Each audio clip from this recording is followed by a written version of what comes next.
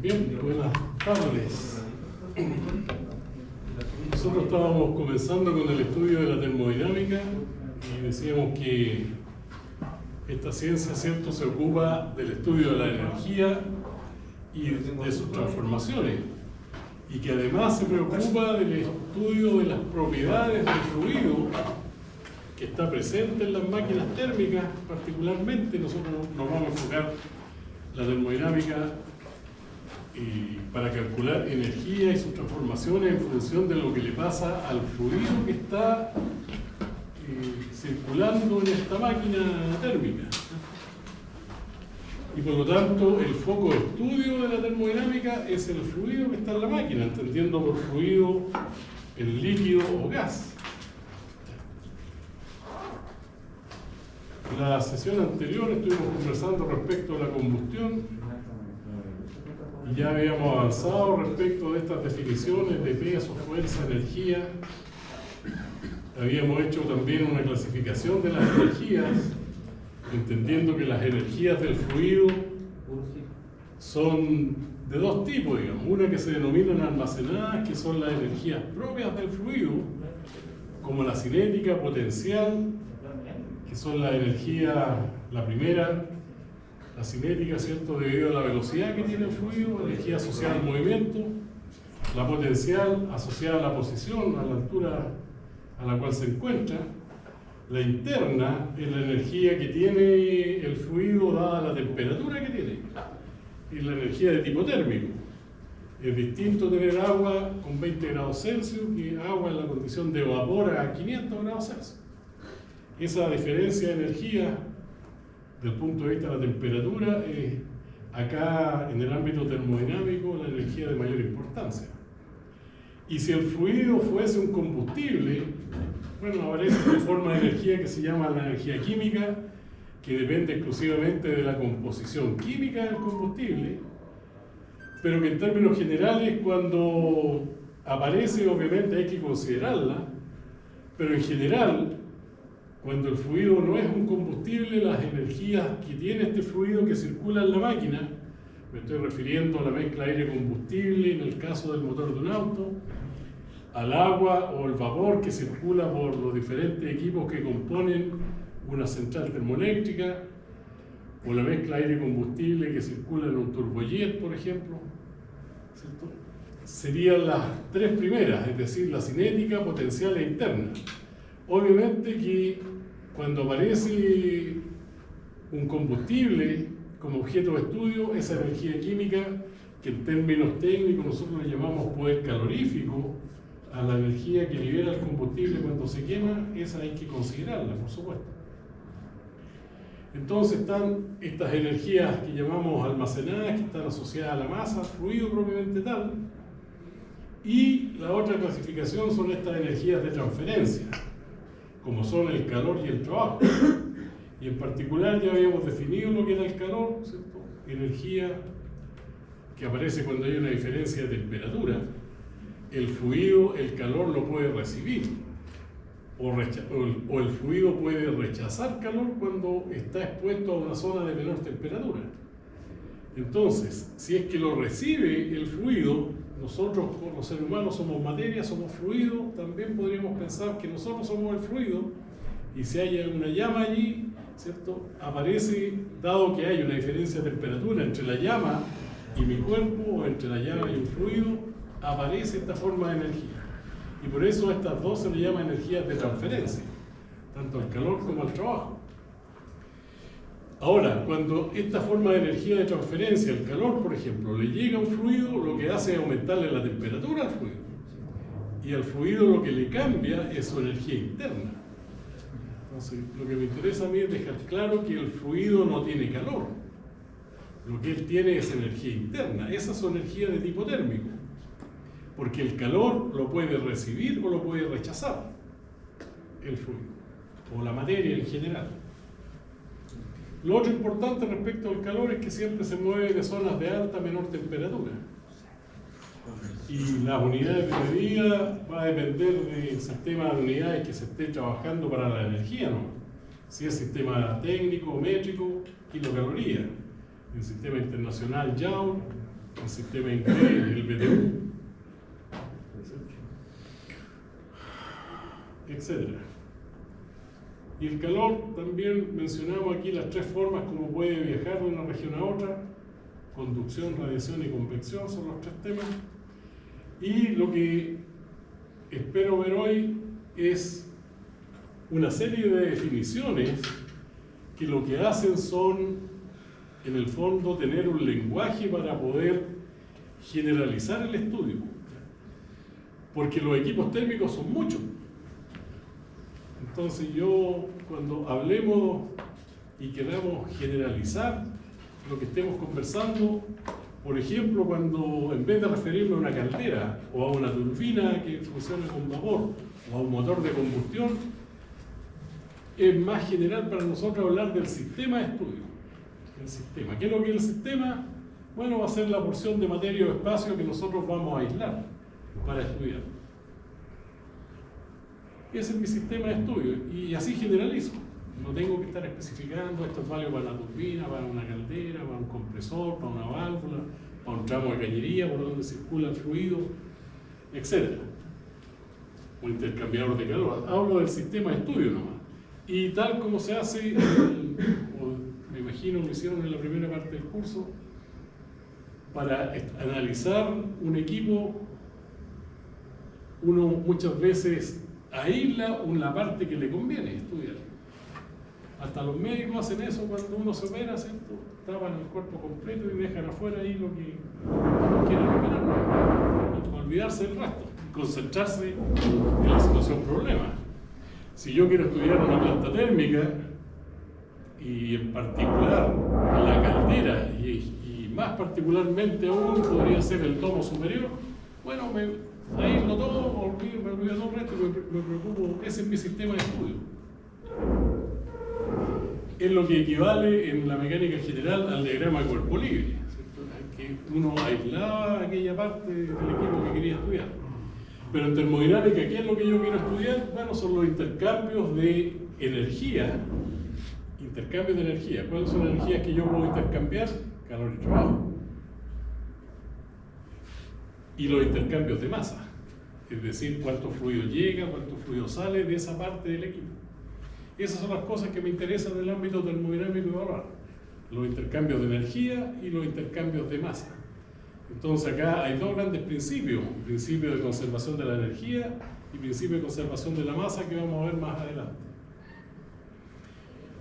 Esto, repito, es el lenguaje general, ¿no? Entonces de aquí en adelante yo voy a hablar del sistema, y uno tiene que imaginarse que esto se aplica a cualquier equipo para generalizar.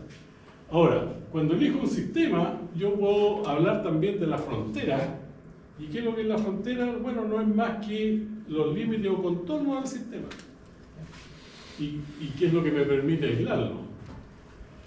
Entonces, en general, como ustedes ven aquí, uno puede hacer un esquema como ese. Este es mi problema que yo voy a estudiar. En lo general, los límites es lo que yo llamo frontera, ¿cierto? Lo que está fuera del equipo o de lo que yo aislé de mi sistema es lo que vamos a llamar ambiente, y lo que pretendo evaluar son los intercambios entre el sistema y el ambiente, los intercambios de masa y energía que se están produciendo. Entonces, en el caso de los equipos, bueno, faltaba definir la definición de ambiente, bueno, es todo lo que rodea el sistema, ¿no? Así que esto es bastante simple para manejarse en términos generales en estos equipos térmicos. Entonces, con el estudio en el tiempo, ¿cierto? Dado la gran cantidad de equipos que existen, se dieron cuenta de que uno podía clasificar en dos grandes tipos de equipos o de sistemas, usando el lenguaje termodinámico. Y para eso aparecen los denominados sistemas cerrados y sistemas abiertos. La definición entre los dos es bien simple. Hay equipos que trabajan con fluido, que si yo aíslo ese equipo, a través de los límites de ese equipo hay circulación de fluido. entra fluido al equipo y sale fluido, como el caso de una caldera, ¿cierto? Entra agua, sale vapor. Si yo aíslo una bomba, por ejemplo, entra, obviamente yo estudio los equipos cuando están en funcionamiento, no tiene sentido un equipo que no está en funcionamiento, ¿qué voy a estudiar ahí? Es puro fierro, ¿no? Entre comillas, fierro. Entonces, si está en funcionamiento, en el caso de una bomba, por un lado entra agua, la admisión o la succión, si ustedes quieren, y la salida, la descarga de la bomba, hay salida de fluido. Entonces, esos son los que se denominan sistemas abiertos. Entra y sale fluido. La separación entre ambos sistemas tiene que ver exclusivamente con el fluido, si entra o no entra fluido. Y en el caso de los sistemas cerrados, bueno, sistemas abiertos, ¿qué más tenemos? Las turbinas, las que funcionan con vapor. Entra fluido, entra vapor, sale vapor, si yo aíslo la turbina. Si es un condensador, entra vapor, sale líquido. Si yo aíslo un intercambiador de calor también. No importa que salga lo mismo, porque por ejemplo la bomba entra agua y sale agua. Claro. Pero ese es un sistema abierto. El otro convierte agua a vapor. No interesa, no interesa lo que hagas. Y la primero es la gran separación y tiene que ver con que exista o no intercambio de fluido con el ambiente, entre lo que yo aislé con el ambiente. Y eso es todo. Ahora, si no hay y ejemplos de eso, bueno, son todos los que mencioné. Si yo quiero estudiar una válvula, por ejemplo, cuando una válvula está metida en un ducto, ¿cierto?, para regular flujo. Si yo aíslo la válvula, bueno, obviamente entra fluido, sale fluido, cualquiera sea. Entonces la válvula es sistema abierto. Y en el caso de las centrales termoeléctricas, ¿cierto?, que en realidad una central o una planta térmica está compuesta en general por 4 equipos: una bomba, una caldera,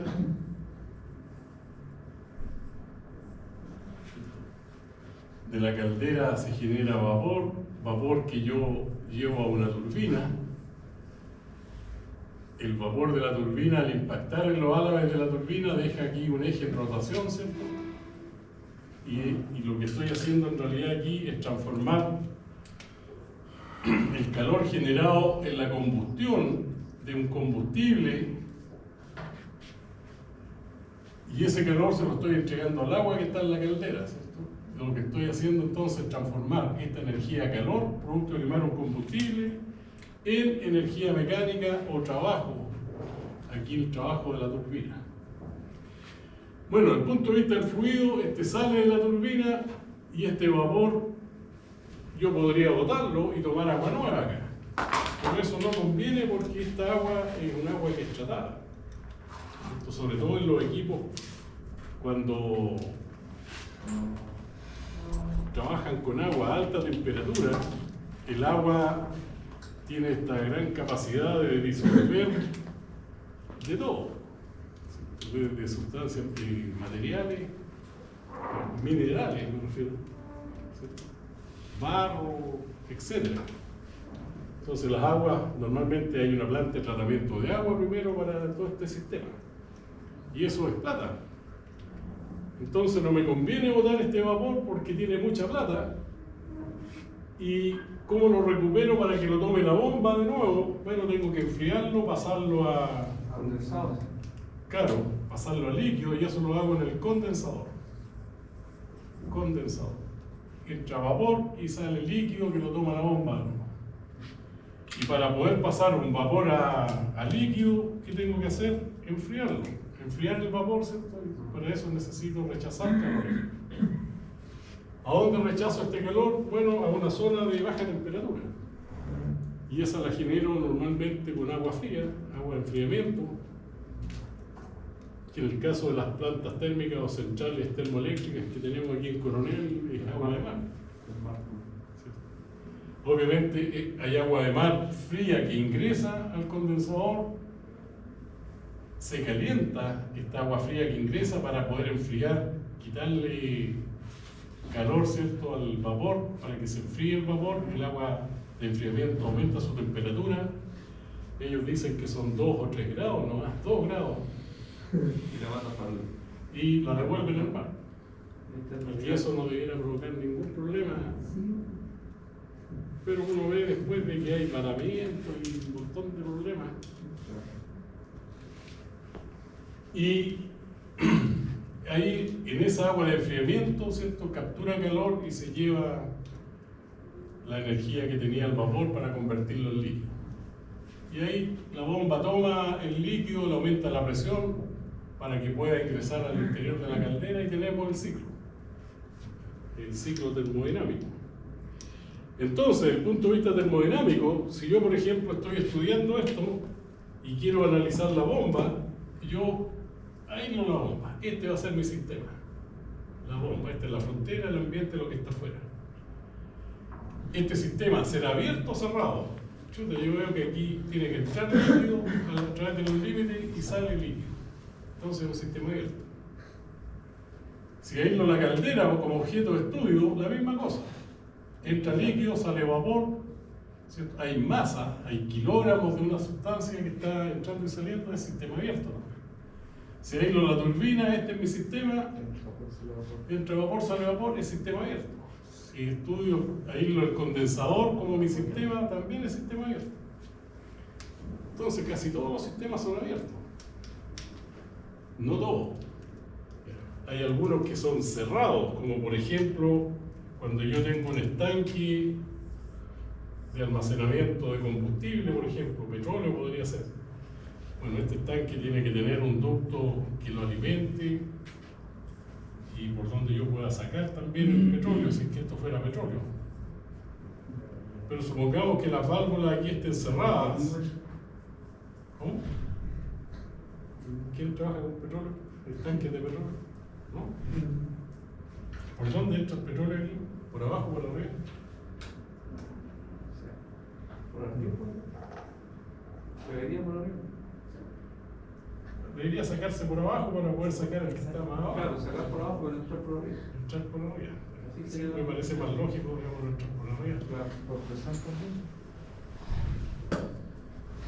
Claro, entonces las dos válvulas cerradas, si estas dos válvulas están cerradas y yo aíslo este estanque, no hay circulación de fluido con el ambiente, no hay intercambio, entonces este es un sistema cerrado. También, si yo estuviese estudiando, por ejemplo, lo que ocurre en un pistón, en un cilindro, perdón, y aquí hay un pistón que se está moviendo en el interior,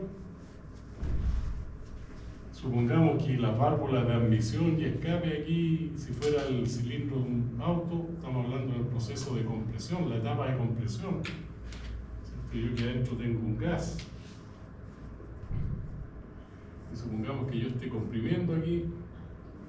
Bueno, si estoy estudiando el proceso de compresión, estando ambas válvulas cerradas, este sistema es abierto o cerrado. Cerrado. Cerrado, ¿cierto? Porque mi sistema es este, y mientras esté comprimiendo, en ese instante, ¿cierto?, las válvulas están cerradas, no entra ni sale gas aquí, o mezcla aire combustible. Entonces el sistema es cerrado también. Entonces, esa es la gran separación entre los equipos, ¿no? ¿Se comporta como sistema cerrado o como sistema abierto? ¿Y cuál es la diferencia entre ambos? Son abiertos cuando hay intercambio de masa de fluido a través de los límites o de la frontera del equipo. Si hay intercambio de fluido, sistema abierto. Sistema abierto, abierto, abierto. Y aquí tenemos dos casos, por ejemplo, de sistema cerrado. Ahora, en el caso de las plantas térmicas, si me interesara estudiar el ciclo completo, es cerrado. ¿Cuál? Si yo me interesara que mi sistema de estudio, el ciclo completo, pasa a ser cerrado. Aunque cada uno de los equipos componentes sea un sistema abierto.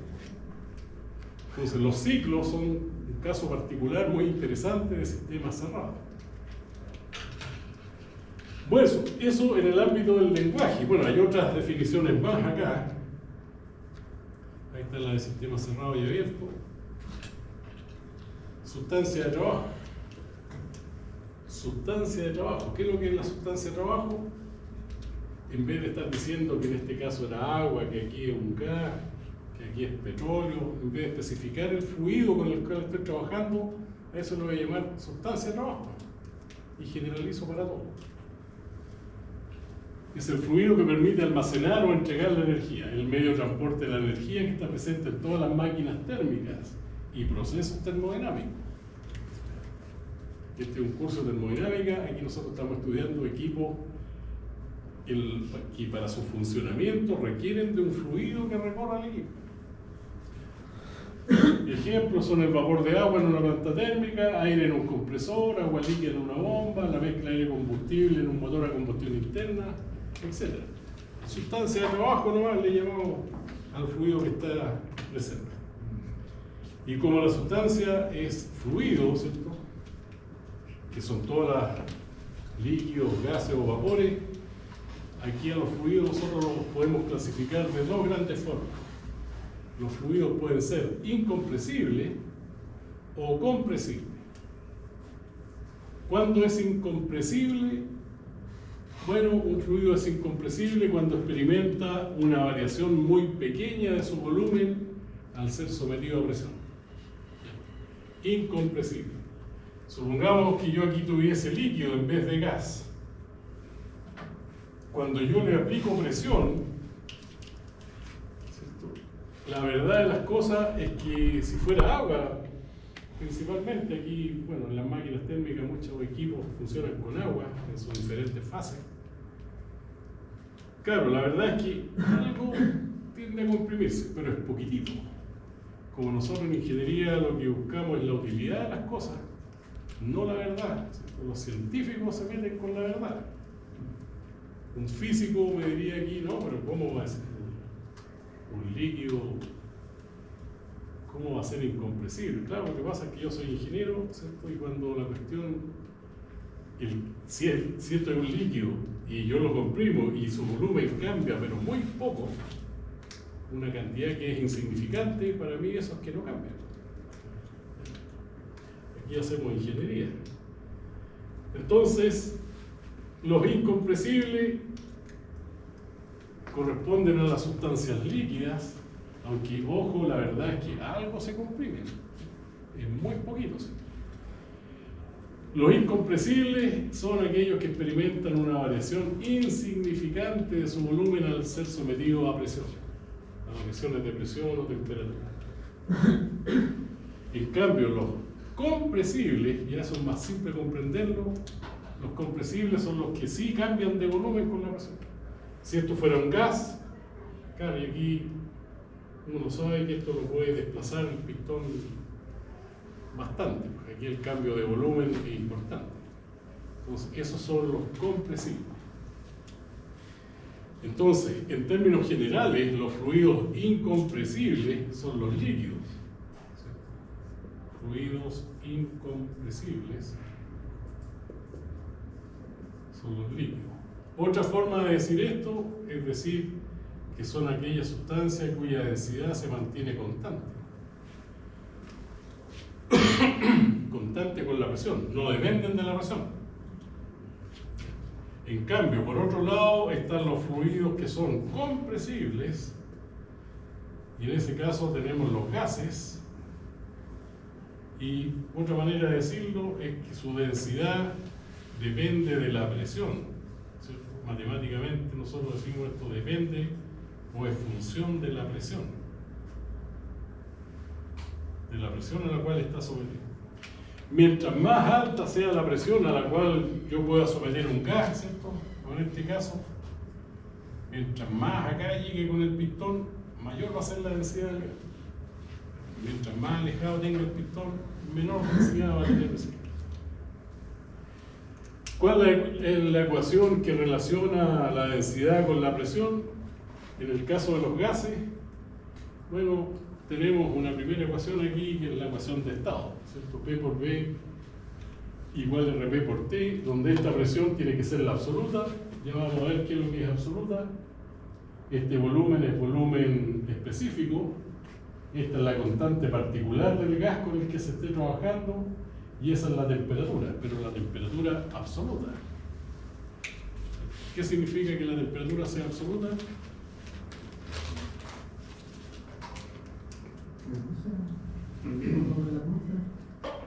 Temperatura absoluta. ¿Tiene que ver con la atmósfera? No tiene referencia como 0 grados, ¿no? No tiene la referencia en 0 grados. Creo que sería menor a eso.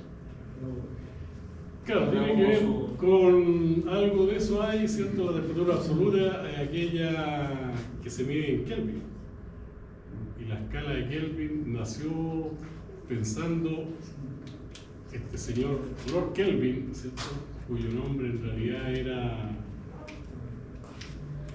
otro. Se me olvidó el nombre. Y él, por sus aportes que hizo años atrás, ¿cierto? En los estudios de este ámbito térmico, él pensó, tiene que haber una temperatura que sea un cero real. Porque nosotros estamos acostumbrados al 0 Celsius y los gringos al 0 Fahrenheit. Y al 0 Celsius para la escala de los Fahrenheit son 32. Ya vamos a estudiar la temperatura, pero en general a lo que quiero llegar es que esas dos son escalas relativas, porque ese número 0 se le puso a la temperatura a la cual se congela el agua cuando está a presión atmosférica el agua. Pero ese número 0 se lo puso arbitrariamente. Tanto así que el señor Fahrenheit le puso a esa misma condición, cuando el agua se congela a presión atmosférica, él le puso 32. Y el otro valor es cuando el agua hierve a presión atmosférica, el señor Celsius le puso 100 y Fahrenheit le puso 212. Y en función de eso creó la escala. Y funciona. Y uno se acostumbra a eso y funciona. Pero son escalas relativas en el sentido que no tienen un cero real. Y ahí apareció... O sea, los ceros que tienen son referenciales, ¿no? Claro, son referenciales. Y la temperatura absoluta depende de la presión atmosférica. No, la temperatura, el cero real, este señor Lord Kelvin, que se me olvidó el nombre real, bueno, le dieron el grado honorífico de Lord, y Kelvin es un condado allá en Inglaterra. ¿Cómo se llama? William Thomson. William Thomson. Ahí está William Thomson. Él hizo ensayos de enfriamiento, de bajar temperatura.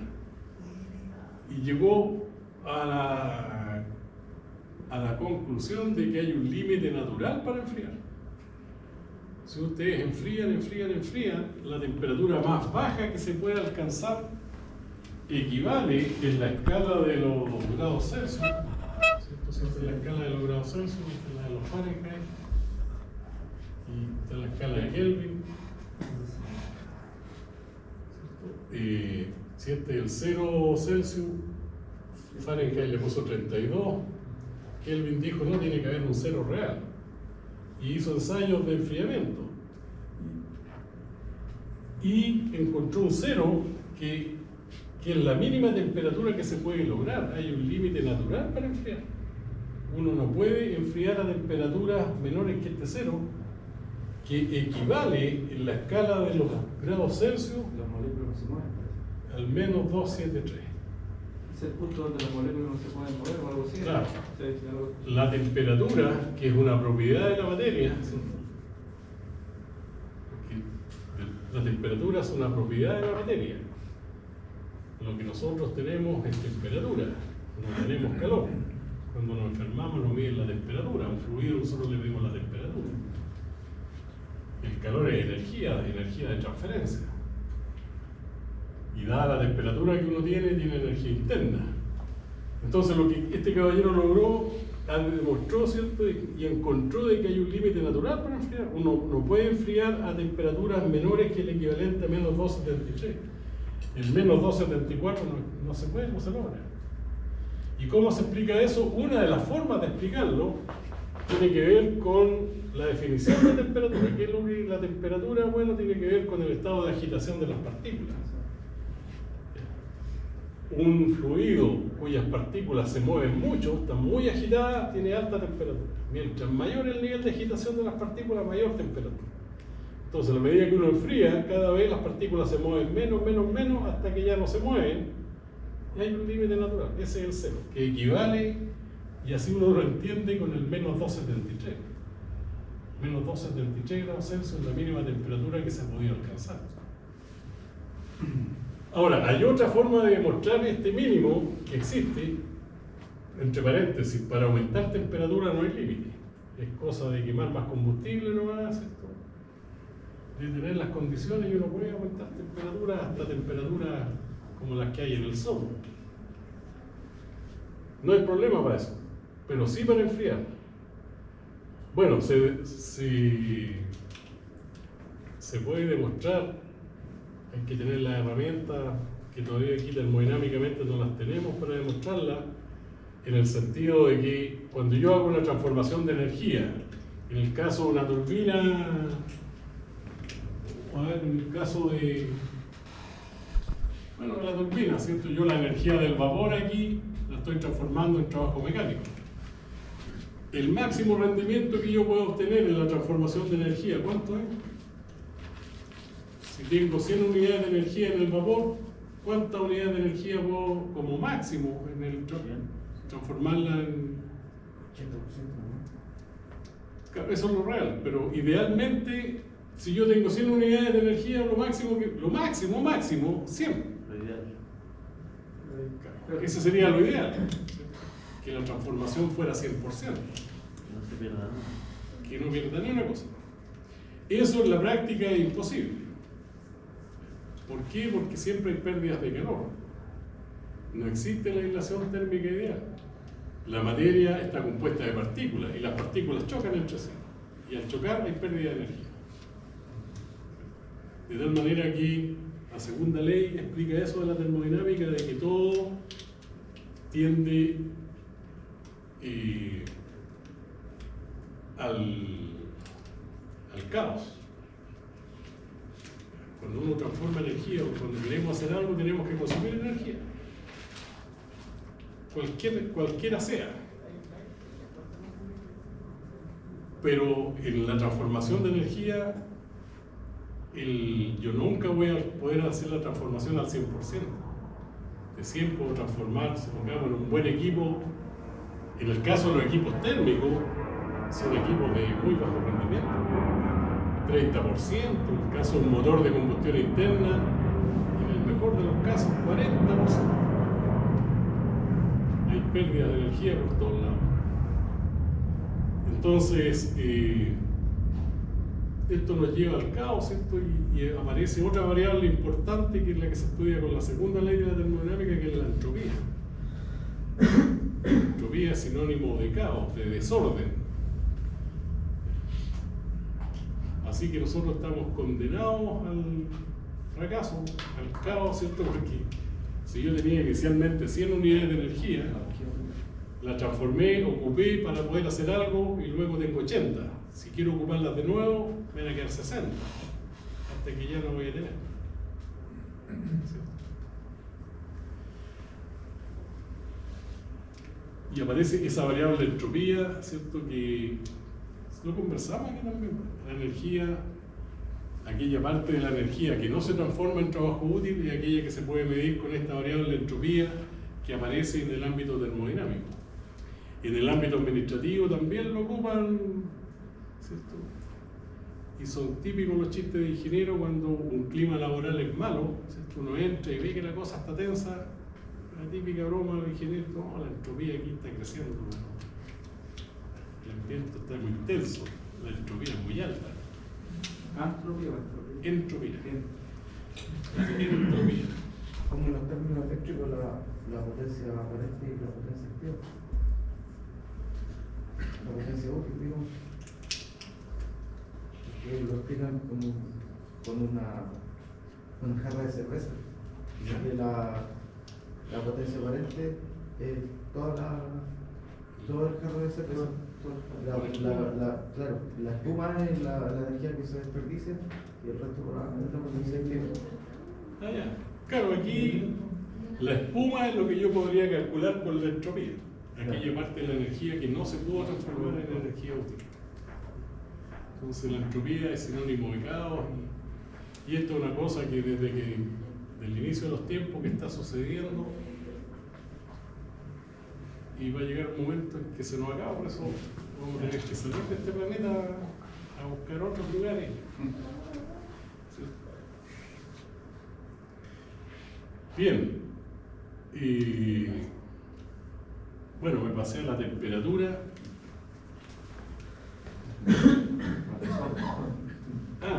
Sí, buscando una explicación matemática para este mínimo, se puede demostrar matemáticamente que si nosotros pudiésemos lograr temperaturas más bajas que este cero, se podría crear energía en una transformación.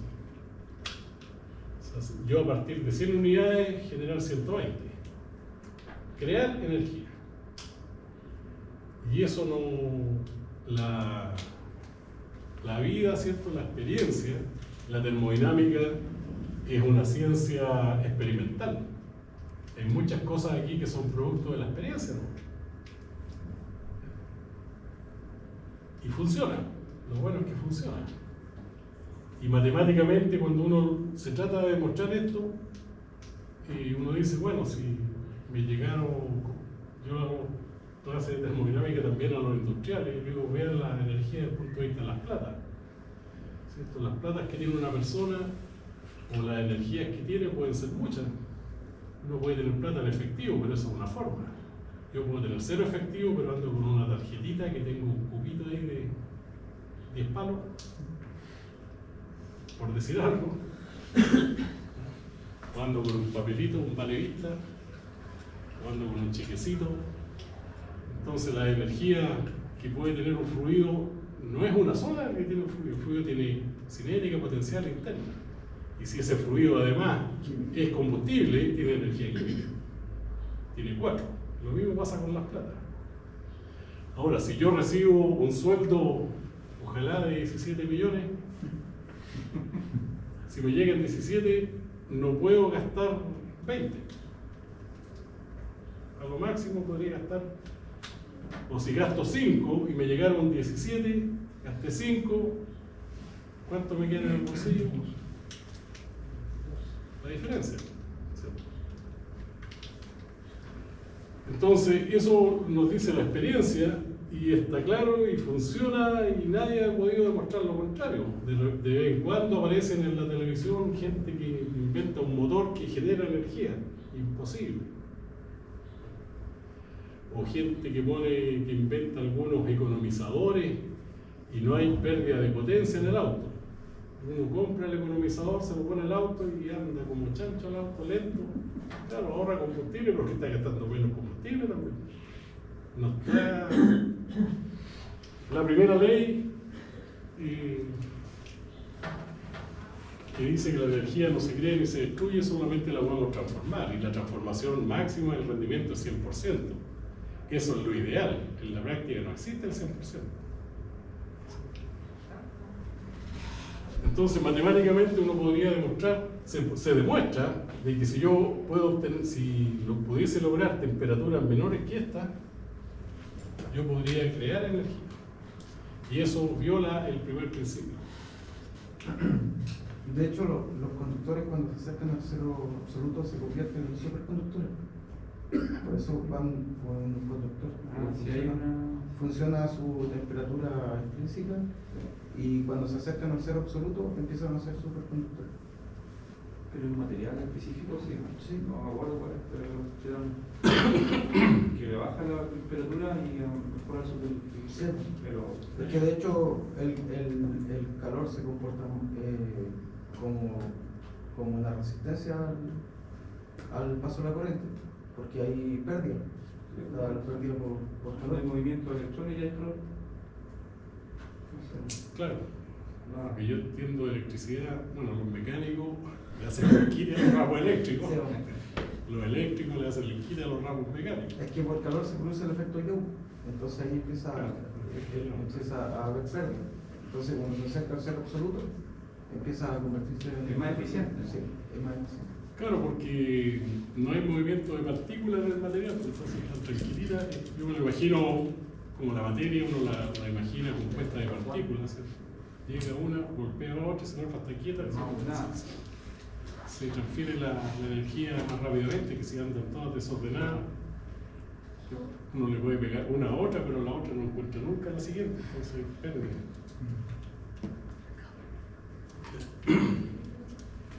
Bueno, y llegamos a la entropía, y de la entropía a la definición de temperatura.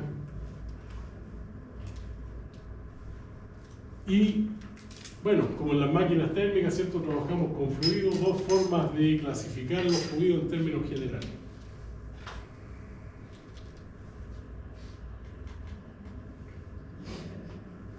Se habla de sustancia pura, no nos olvidemos que sustancia era el fluido que estaba en la máquina, y pura tiene que ver cuando la composición química se mantiene invariable y homogénea, pudiendo existir en más de una fase, como el caso del agua. El agua, aunque esté como sólido, sigue siendo la molécula H, dos átomos de hidrógeno por uno de oxígeno, aunque esté como líquido o aunque esté como vapor. Entonces, sustancia pura. Y la gracia de eso es que para ese tipo de sustancias basta que yo conozca dos propiedades. ¿Qué son las propiedades? Yo hablo de propiedades en termodinámica refiriéndome a aquellos atributos que son cuantificables. Lo que yo puedo medir en un fluido. ¿Qué puedo medir? Presión, temperatura, densidad, la masa que ocupa, ¿cierto? El volumen que ocupa, la viscosidad, etc. Esas son las propiedades. Entonces, en un fluido, si yo le puedo medir la presión y la temperatura, que son fáciles de medir. La presión con un manómetro y la temperatura con un termómetro. Bueno, supongamos que es un gas. Y ahí dijimos nosotros que los gases, la ley que los rige es P por V igual RP por T. Entonces, si yo conozco la presión, conozco la temperatura de ese gas, RP es la constante particular, es una constante, un número fijo, que es el dato. Dependiendo del material, sí o no. Claro, dependiendo del tipo de gas. A un gas en particular, Tiene una cuenta. en una determinada condición, está en un estanque o en un compresor, yo le mido la presión, la temperatura, y sé que ese gas que hay ahí es aire, y para el aire me meto un libro de termodinámica y encuentro la constante particular, que es el dato conocido, entonces yo podría calcular el volumen específico. Que entre paréntesis, eso es el valor recíproco de la densidad. Entonces, si puedo calcular el volumen específico, conozco el volumen específico, y como esto es el recíproco de la densidad, conozco la densidad también.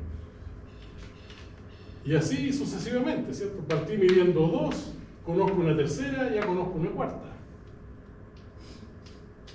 Y bueno, podría conocer su energía interna,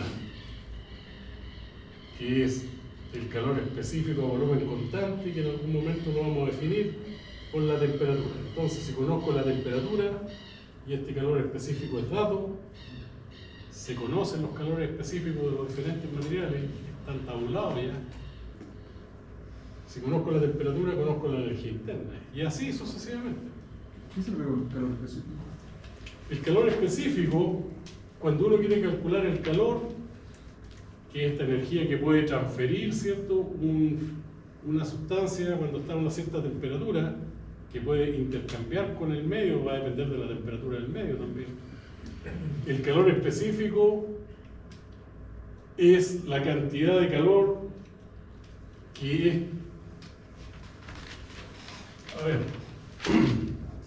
Supongamos que tenemos 1 kilo de agua, que esto sea 1 kilogramo agua líquida. Bueno, 1 kilogramo, dado que la densidad del agua es 1000, o 1 kilo por litro, ¿cierto?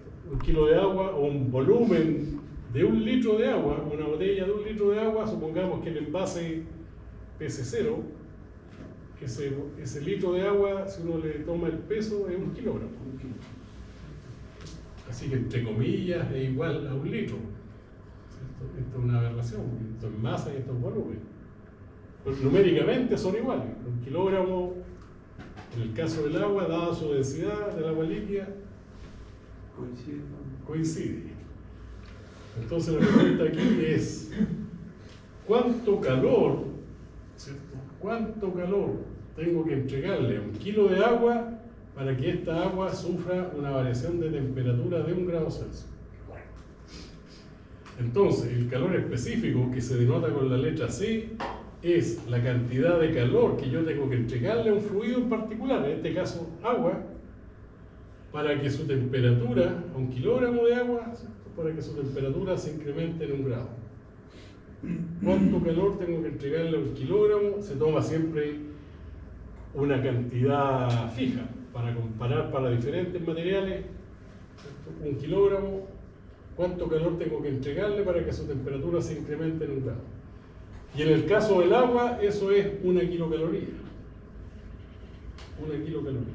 Entonces, esto es 1 kilocaloría por cada kilogramo de agua y por cada grado Celsius de temperatura que yo quiero incrementar. Entonces, calor específico, ¿qué es lo que es? Es la cantidad de calor que tiene que recibir 1 kilogramo de materia para que su temperatura se incremente en 1 grado. ¿Cuánto calor tiene que recibir 1 kilo de materia? Y eso se ha hecho todos los ensayos de todos los materiales. Se tomó 1 kilo de acero, y se le midió la temperatura, ¿cierto? Se sabe que 1 kilo de acero, se conoce la temperatura inicial, se le aplica calor, de tal manera que ese calor yo pueda calcularlo, ¿sí? ¿Cierto? En el laboratorio, y cuando la temperatura de ese kilo de acero aumentó en 1 grado, se mide cuánto calor es el que se transfirió. Ese es el calor específico. En el caso de los metales, ¿es mayor o menor que el del agua? Menor. Menor. ¿Cierto?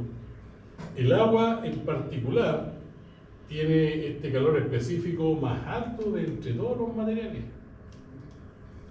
El agua es la sustancia que necesita capturar una mayor cantidad de calor para incrementar su temperatura. Cuesta calentar agua, dicho de otra manera, más simple. Más caro. Es más caro si yo tengo que gastar para hacer eso.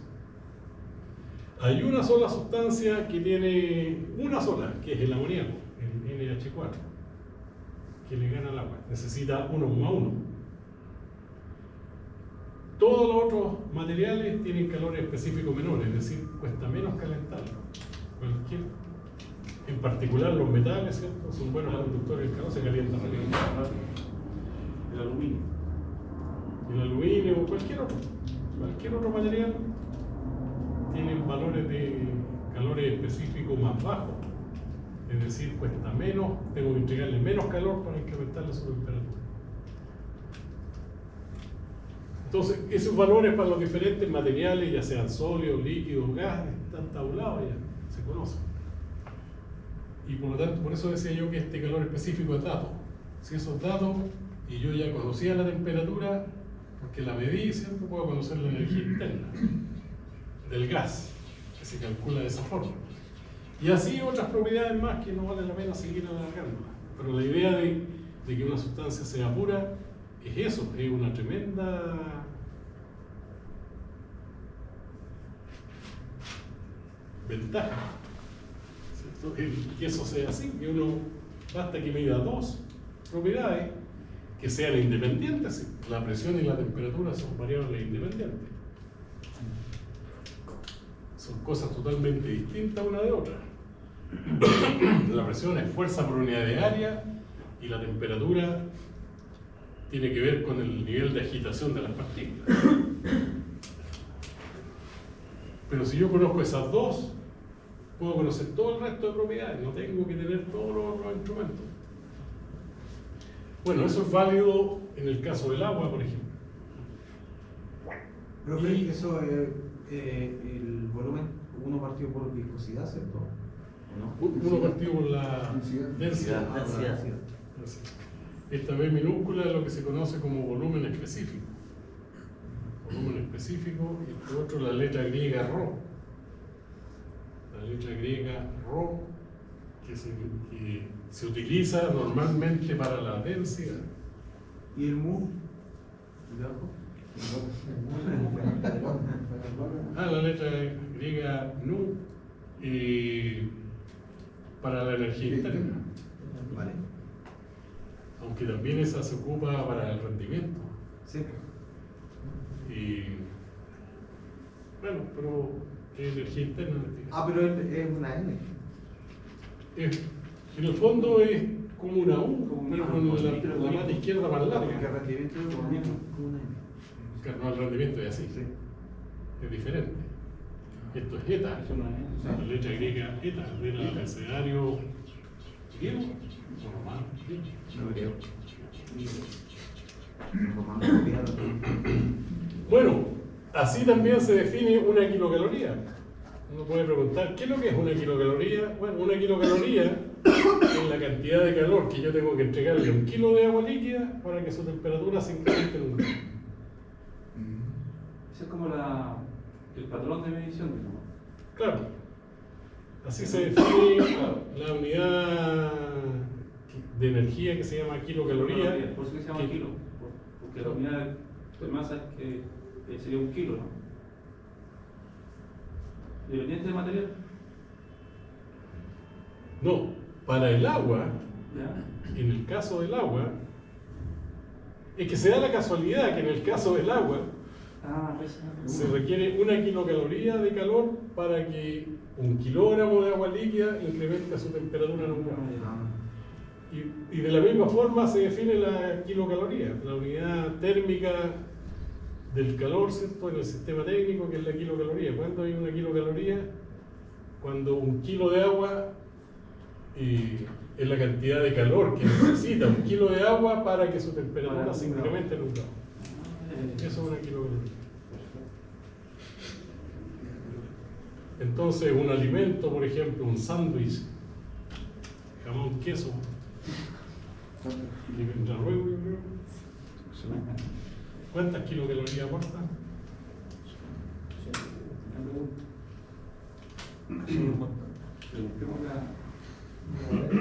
El tío sabe. ¿Qué? El tío. El tío sabe. ¿Un sándwich jamón queso? Un sándwich Digo, con queso, O mojarra. con mantequilla.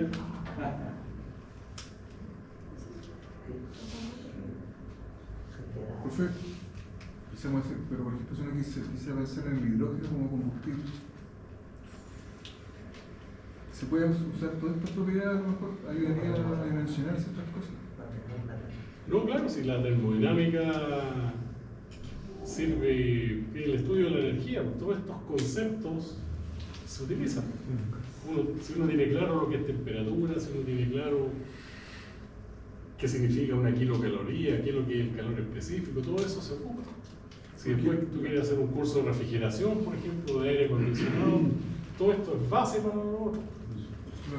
Hablaba sobre el poder calórico del alimento, sobre la clase pasada. Claro, un alimento, ¿cierto? La gracia es que tiene energía, pues nosotros lo transformamos en la energía del alimento y nosotros no podemos mover con Ese eso. sándwich transporta entre 250 a 350 calorías. El jamón queso. Calorías Calorías. Tenemos que ir a la Kilocalorías. o kilocalorías. No, dice calorías, ¿no? Eso es Para calorías. voy a hacer un kilo de Era cada una porción. Claro, entonces, si fuese la caloría sola es cuando yo tengo un gramo de agua. En vez de tener un kilo de agua, es un gramo. Profesor, ¿Sí? ¿y aquí con todo esto vamos a tener que hacer cálculos después o no? ¿O va a haber esta otra parte? Y buena pregunta. Sí, porque los certámenes entra temas teóricos, así como o son ejercicios. No, bueno, después, claro, obviamente hay ejercicios después de aplicación. Por ejemplo, aquí mismo que estamos explicando el calor específico, esta es la forma de calcular el calor. Eso lo va a preguntar. Vamos a hacer ejercicio después de aplicación. Pero yo entiendo que en medio curso no puedo pasar 2 cursos completos. Ah, no. Era profesor. Quedan como 5 clases, profe. Claro, entonces por eso que a mí me interesa que conversemos aquí, porque Ya. en el fondo tener claros los conceptos. Porque la termodinámica, lo complejo de esta asignatura, es que es conceptual. La dificultad aquí no está en la matemática, porque aquí no hay ninguna serie de Fourier, no hay ninguna integral, no hay derivada, MC por dt, suma, resta, multiplicación y división. Pero en el lenguaje hay información. ¿Cierto? Cuando yo digo que el proceso es adiabático, o me pasa en los certámenes con los alumnos diurnos que a clase vienen re poco actualmente, cursos de 30 llegan 3, y a veces 1 y a veces ninguno. Claro, yo entiendo, ahora en las plataformas está toda la información. Yo también no le exijo asistencia porque yo no tengo moral, les digo, para exigir asistencia porque yo no fui ni a clase. Bueno, las personas en general, hay 2 tipos de personas, digamos, los búhos y los alondras, ¿cierto? Los vampiros y las alondras. Hay personas que su biorritmo normal es que en la noche están despiertos. Son los vampiros, los búhos. Se activa el metabolismo. Somos Y los Van Helsing. Y las alondras son los que se tienen que ir a acostar temprano, a las 9 de la noche, están muertos de sueño, pero se levantan a las 5 o 6. Porque a las 9 ya están durmiendo. Su biorritmo natural es ese. Pero yo vengo a clase, tipo. Bueno, yo era vampiro, entonces éramos 7 hermanos, yo era el mayor, estaban los otros 7 abajo, el desorden del día era grande. Entonces a las 9 de la noche ya estaban todos acostados y yo me ponía a estudiar. Y paraba a las 8 cuando salía mi papá a trabajar, pero ya había estudiado 8 y 3 horas más, 11. Pero 11 horas encerrado, con la casa en silencio, sin música. Y funcionaba, a mí me funcionó. Y eso me ayudó mucho porque tengo la capacidad ahora de estudiar cualquier otra cosa y ya sé cómo lo hago. Empiezo a buscar información, leo, veo videos, etcétera, etcétera, me formo un panorama y de leer tantas cuestiones distintas, encuentro el que más me acomoda y lo sigo. Y todo es perseverancia, ¿no? Y bueno, obviamente hay que tener una cierta capacidad también para poder avanzar rápido. Entonces, a las 8 me iba a acostar, despertaba a las 2, almorzaba, me iba a la U, a las 3, pinchaba las clases que podía pinchar, me conseguía los apuntes de las clases de la mañana. Y tuve la suerte de que la jefa de la biblioteca en Lobo de Monse era mi tía, y ella me pasaba los libros que recomendaban los profes, así que yo tenía todos los libros ahí en el escritorio y me leía todos los libros. Y aprendí que lo que yo hacía con mi cuaderno iba traspasando, pero también tenía compañeros de curso que tenían buena letra, tomaban buenos apuntes, y yo los traspasaba, tenía mi cuadernito. Y cada vez que estudiaba ese ramo, todos los días tomaba todos los cuadernos y partía de la primera hoja. Entonces, claro, la primera clase, cuando ya llevábamos 40 clases, la primera clase la había estudiado 40 veces. Y así, bueno, la última una vez. pero ya lo de atrás se me quedaba. Y ando andando rápido, y después uno subraya. Y después con los cursos de pedagogía que he hecho acá, que nos obligan a la universidad, los profes, a hacer cursos de pedagogía, ahí aprendí también de que una de las buenas formas de aprender es escribir. En la época que yo estudié, teníamos que escribir. Y aprendimos a escribir rápido, a hacer resúmenes, mapas conceptuales. Teníamos que hacerlo, porque los profes llegaban con las transparencias de esa época. ¿Sí? La ponían ahí y pasaban rapidito. Entonces nos poníamos de acuerdo entre 2 o 3. Tú escribes la parte de arriba, yo la del medio y yo la de abajo. Y después nos juntábamos y armábamos, teníamos la información. En cambio ahora uno mismo comete el error de decirle, miren, todo esto está, y en realidad está, por la plataforma uno lo pueden bajar. Pero bueno, no saben ni buscar. Claro, pero incluso uno puede bajar libros y ponerle los libros en la plataforma. Ahora que los vean, no hay problema. Entonces, claro, asistía a clase en la tarde, llegaba, tomaba 11 en la noche, o comía, ¿cierto? Y a las 9 encerrado hasta las 8 de la mañana. Eso, cuando de repente pasaban 2 horas y no cachaba nada, estaba con Cermenach, ahí paraba una semana. Pero con ese ritmo, revisando las clases desde la primera 40 veces, uno después ya se la sabe de memoria. Después yo cerraba los ojos y visualizaba el cuaderno completo. Bueno, esa era la situación. Ahora, aquí, ¿qué vamos a calcular? Bueno, algunas cosas básicas nos van a mostrar qué se puede calcular. Por ejemplo, aquí uno podría despejar el calor, porque este calor específico es dado, se conoce. ¿Cierto? Porque ¿qué es lo que es? Bueno, la cantidad de calor que requiere 1 kilo de cada material en particular para que su temperatura se incremente en 1 grado. Eso se conoce, para todos los materiales. Después, si uno quiere calentar una cantidad distinta, bueno, tiene la masa. ¿Y a qué temperatura quiere llegar? Tiene la diferencia de temperatura y calcula. ¿Cuánto calor necesito entregarle a 10 kilos de agua para que su temperatura se incremente desde 5 a 70? Esa es una M, ¿no? Hablaba de temperatura. Sí, masa. Masa. M de masa. ¿Y la C? Profe, La C es el calor específico. ¿Y la Q también? Claro. Claro, ¿qué te pasa a hacer el calor total? Calor total o transferido. Este calor con apellido, primer apellido específico. ¿Qué significa específico? A 0 grados. No, específico significa que es la cantidad de calor que va a recibir 1 kilo de sustancia. El apellido específico, aquí en termodinámica, el apellido específico agregado a una variable significa que es esa variable medida pero por unidad de masa, ¿no? Igual que este otro aquí, volumen específico. Este no es el volumen total son metros cúbicos. Largo por ancho por alto, eso es metros cúbicos, volumen. Volumen específico es el volumen que ocupa 1 kilo de sustancia. 1 kilo de agua, ¿qué volumen ocupa? Bueno, 1 milésima de metro cúbico, 1 partido por 1000. Este es metro cúbico partido por kilo, por eso es volumen específico.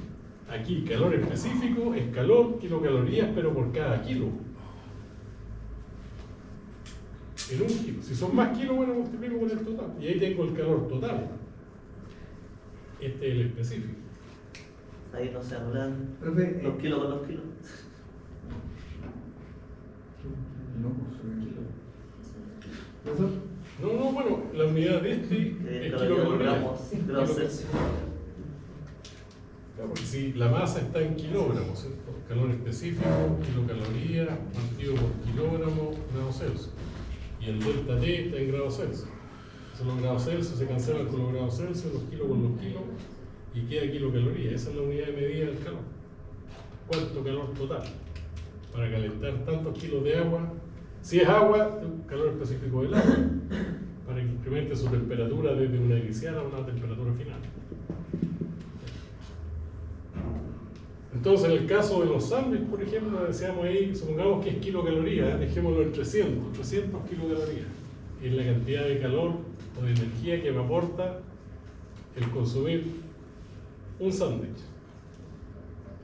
Y cuando uno hace deporte, un trote de 1 hora, ¿cuántas kilocalorías quema? Como media hamburguesa. ¿Ah? Como media hamburguesa. Como media hamburguesa. Depende de la Depende del velocidad. tiempo, pero son 200, 300 calorías más. Claro. Sí. Entonces, Hay un superávit. ¿para quién? Porque en el fondo, cuando uno quiere bajar de peso, es un balance de energía. ¿Qué es más conveniente? Correr, O no desde el comer. punto de vista del esfuerzo, digo yo. Claro, no comer. Dejar de comer un sándwich que correr 1 hora. 400 calorías. Claro, y el sándwich dijimos hasta 350. Pongámosle un poco de mantequilla para que queden las 400. Entonces, por eso, si uno quiere bajar de peso, en la alimentación no es fundamental. Claro que el deporte también ayuda, porque el metabolismo va mejorando. Uno para estar vivo necesita consumir alimentos. El hecho de estar vivo ya consume una cierta cantidad de energía. Está por el metabolismo, y ese metabolismo es más alto mientras más deporte uno haga. ¿Cierto? Se mueve más el sistema, quema más.